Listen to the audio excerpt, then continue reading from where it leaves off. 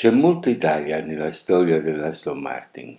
La società viene fondata nel 1913 con la denominazione Benford e Martin dal meccanico Robert Benford e dal pilota Lionel Martin. Nel 1914 viene costruito un prototipo da competizione utilizzando un motore Coventry Simplex e un vecchio telaio Isotta Fraschini, con il quale vince la cronoscalata Londra-Aston Clinton e in virtù di questo la vettura fu nominata Aston Martin. Dopo la prima guerra, date le difficoltà economiche, l'azienda viene rilevata nel 1926 da Reguic e Bertelli, azienda che produceva motori aeronautici e che aveva messo a punto un motore automobilistico. Dopo l'acquisizione, l'azienda cambia nome in Aston Martin Limited. Augusto Cesare Bertelli, essendosi formato come progettista nel reparto corse della Fiat e poi nel Seirano, assume la direzione tecnica. Praticamente tutte le auto prodotte fino alla seconda guerra mondiale sono state progettate da Bertelli. Le auto erano veloci, potenti e affidabili, ma senza raggiungere i vertici dell'eccellenza. Secondo Bertelli questo era dovuto al fatto che il colore utilizzato nelle corse, British Racing Green, tradiva la nazionalità italiana del costruttore. Quindi, a partire dal 1934, le auto ufficiali da competizione scesero in gara verniciate di rosso e conquistarono numerose vittorie.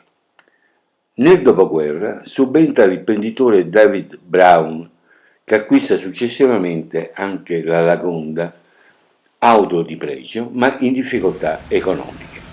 Dal 1950 inizia la produzione di auto che fanno la storia del marchio, le DB, iniziale del proprietario, fino a raggiungere il massimo della notorietà con la DB4 e DB5, l'auto utilizzata da James Bond e disegnata dall'italiana Touring Superleggera.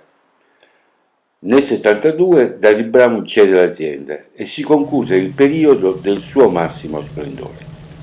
La storia continua con alti e bassi, crisi finanziarie ed economiche, che vedono nel 2012 l'interessamento di un altro italiano, Andrea Bonomo. Un filo rosso comunque lega la Aston Martin alla Lagonda e alla Bentley. Infatti la Bentley, fondata nel 1919 da Walter Owen Bentley, ingegnere con una notevole esperienza acquisita durante la Prima Guerra Mondiale nella realizzazione di motori aeronautici in alluminio, equipaggia le prime auto con un motore in alluminio di 3 litri a 4 cilindri. La vettura si rivela affidabile e robusta. Da qui inizia il successo nelle competizioni, vincendo tra l'altro Le Mans nel 24, 27, 28, 29 e 30. La Grande Depressione del 29 pesa gravemente sulle vendite di auto di lusso prodotte, fino ad essere messa in liquidazione. Nel novembre del 1921 viene acquisita dall'azienda rivale Rolls-Royce. Dopo un periodo in Rolls-Royce, nel 1935 Walter Owen Bentley passa alla direzione tecnica della Lagonda.